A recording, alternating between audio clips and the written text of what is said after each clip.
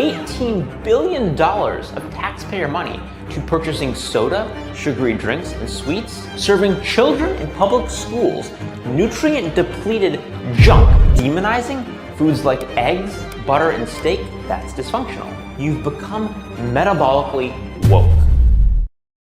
There are two types of people: those who see a child eating sugary cereal or a healthcare provider eating a donut in front of a patient and don't give it a second thought, and those who see such things and think to themselves, wow, this is so screwed up. How did we get here? And what can we do about it? Now, if you're watching this video, there's a high probability you're already the second type of person, or at least leaning in that direction. Now, what this video is going to aim to do is first emphasize, highlight how dysfunctional our food norms are, and then tell you what needs to change and what you can do today to stimulate that change. And I'll also announce two really exciting initiatives if you stick around till the end. And if you stick around until after the end, you'll get to hear thoughts from two Harvard medical doctors, one psychiatrist and one endocrine surgeon, who agree with me that food norms need to change. But first, let me tell you a bit about me. I think this is important context. I grew up really wanting to be a doctor and a scientist, and having complete faith in the prestige and rigor of conventional healthcare. Now, I did say faith intentionally, because it was at least partially a blind belief. Of course, one person cannot truly process and comprehend the full scope of evidence and rationales for why we do what we do in healthcare, and more broadly, as a society as a whole. So, to some degree, a level of faith is necessary in determining how we view the world and healthcare. But I woke up, so to speak, when I myself got critically ill with inflammatory bowel disease. In that time I spent suffering, I was barely a shell of a person. But things changed when I started to care about my metabolic health, truly care. And now I'm an active scientist with a PhD from Oxford, completing my medical degree at Harvard, and happy and healthy social and romantic relationships, looking forward to all life has to offer. It's really a beautiful turnaround. And when I speak about my story, I like to say the most remarkable thing about my story is that it's not at all unique. There's a common pattern whereby people struggling with some metabolic disease struggle and suffer, and they then try something that's out there, seemingly extreme, from desperation, not expectation. In my case, that was the ketogenic diet. And then it works, and you're left doing a double take, aghast at the vast discrepancy between your lived experience and personal health journey and what society deems as normal or socially appropriate. In effect, you've become metabolically woke. Now, let's define that term quickly, because I realize woke has taken on a particular connotation in today's society. However, that word means being aware of and attentive to important social issues, and I think metabolic health classifies. There are many times I certainly feel metabolically woke. As in, I feel I see things that are so obvious and dysfunctional, and yet just accepted as part of normal society. So let's provide some concrete examples. First, bribing a metabolically unhealthy population with free donuts to get immunized, when metabolic dysfunction increases the morbidity and mortality of respiratory viral illnesses, that's dysfunctional. Or two, normalizing sugary cereal intake for breakfast for kids while still demonizing foods like eggs, butter, and steak, that's dysfunctional. Serving hospitalized patients with metabolic disease mountains of processed food, that's dysfunctional. Serving children in public schools nutrient-depleted junk that very well may impair their cognitive development and contribute to or exacerbate emotional dysregulation, that's dysfunctional. Providing supplemental nutritional assistance programs, SNAP, food stamps, that in effect direct $18 billion of taxpayer money to purchasing soda, sugary drinks, and sweets, but where these food stamps aren't permitted to be used on rotisserie chicken, which are a great source of protein, that's dysfunctional. The official FDA Twitter account tweeting to celebrate dipping pizza in Nutella, that's dysfunctional. I could go on, but you get the point. This all makes no sense. And if you see that, then congratulations, you're metabolically woke. And generally, when you lay it out to people logically, they inevitably agree. They're like, oh yeah, actually this is pretty screwed up. So if there's a general consensus that these practices are dysfunctional, and we actually want people to be healthier, and I hope we agree on that as well, then what gives? Again, I come back to societal norms. We've gotten so used to sugar, junk food, and the metabolic health pandemic that even in the face of clear facts of biology, the majority of society shrugs its shoulders, and reaches for the candy jar. That's dysfunctional. So the question, how do we spark change? Really, how do we do it? Well, it should be obvious that we need a multifaceted approach, and this includes metabolic health education and policy change. But, more pertinent to you, what can the average person do today? And I'm sorry if this isn't original, but my answer for this truly is lead by example. Buck social norms. And don't do so quietly, but loudly. I get it, it's uncomfortable, I know. When offered the proverbial cake at the office party, you come up with an excuse rather than providing your real opinion and rationale. Because, right, who wants to be a social pariah? But what if you were bold and proud and called it out? Now, I'm not saying be rude, but I am saying be direct. If you're offered cake and say, no thank you, and this is followed with a question or judgment, then use it as a teaching opportunity for others.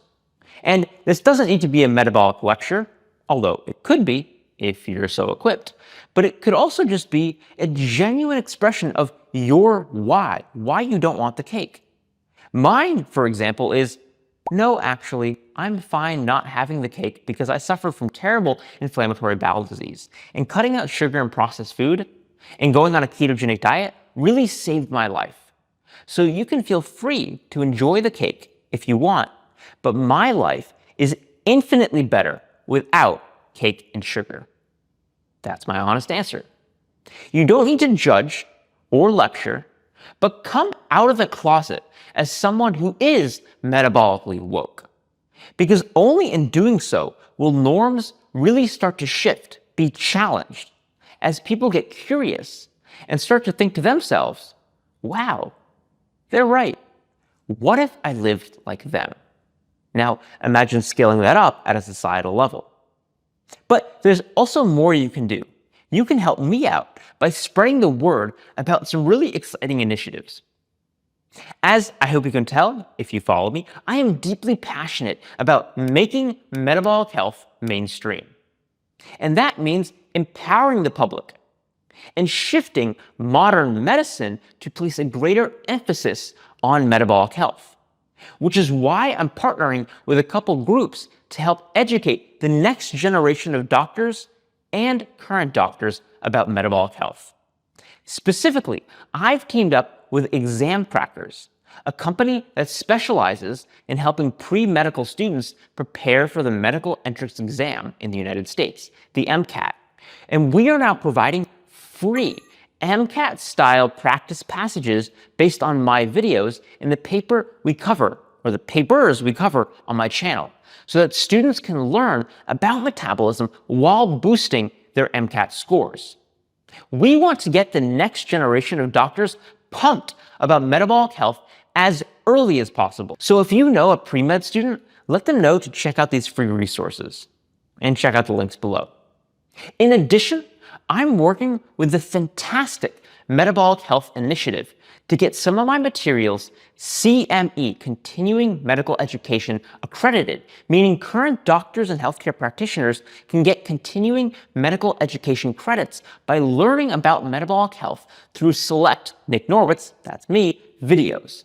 The first of these, the flagship, will be the food addiction video covering data in Nature Metabolism, and with input from the primary research team. They were so generous as to speak with me. So if you are a doctor or know a doctor who wants CME credits for learning about metabolic health, check out the links below. And together, let's make metabolic health mainstream. Now for some thoughts from two Harvard doctors, Dr. Chris Palmer, a psychiatrist, and Dr. Matthew Nehs, an endocrine surgeon, about food norms and what needs to change. Hey, Nick, thanks for asking me this question. Are food norms in modern medicine dysfunctional, and do they need to change? After listening to you speak, I think everybody already knows the answer is unequivocally yes. And we have to ask ourselves, why are they so dysfunctional? And at the end of the day, I actually truly believe the primary reason is industry corruption, that the companies that are making this food are strongly lobbying and influencing government organizations and officials that set the dietary guidelines for Americans, that end up having a direct impact on what foods we serve people in hospitals, what foods our children are served in schools, the food that our parents and grandparents and nursing homes are receiving. The dietary guidelines for Americans impact all of those things. And today in 2024, they don't even mention the word ultra-processed foods. There is so much work to do. The reality is, we have a chronic disease epidemic, epidemics of obesity, diabetes, and very near and dear to my heart, brain disorders that we call mental illness or mental health conditions. And the food that we are eating plays a role in all of it. And it is high time somebody does something to change the system. I'm hopeful that with the new administration coming in, that we are going to prioritize health over profits. Thanks. Hi, everyone. I'm Matthew Nehs, and I'm an endocrine surgeon. I generally operate on hormone-producing tumors, and yesterday and today I've been in the operating room removing adrenal tumors that can contribute to metabolic dysfunction and insulin resistance and things like that. One of the tumors I removed makes excess cortisol, and another makes excess adrenaline. And unfortunately, because of this, some of these patients are very sensitive to dietary carbohydrates, as you might imagine. And when you emerge from anesthesia postoperatively and you're in the recovery room, sometimes you'll get sips of liquid or some light food. But unfortunately, options in the hospital are things like cranberry juice and orange juice and some of those things that are quick and readily available. For solid foods, sometimes patients are given graham crackers and blueberry muffins.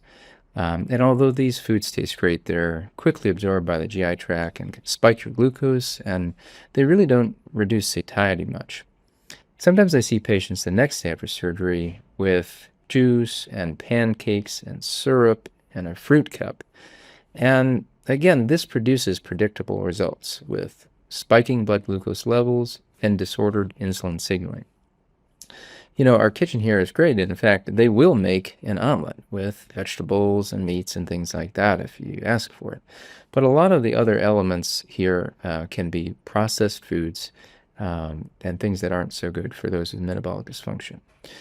As a physician, I'm working hard to educate my patients and our team about the effects of metabolic health, and with the message really that food is not simply sustenance. It is not simply calories to be added up.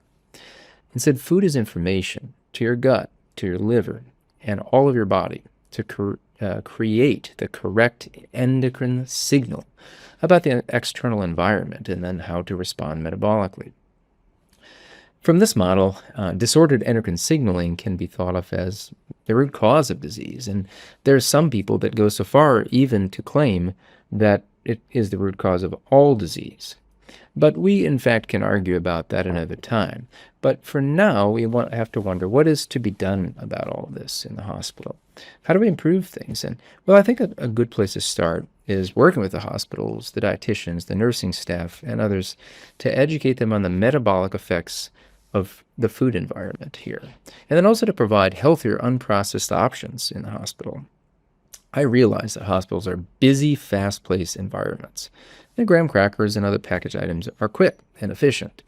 But I also think it would be low-hanging fruit for hospitals to take this kind of initiative in the service of metabolic health of our patients. And we should start today, because every day is a good day to engage with metabolic health.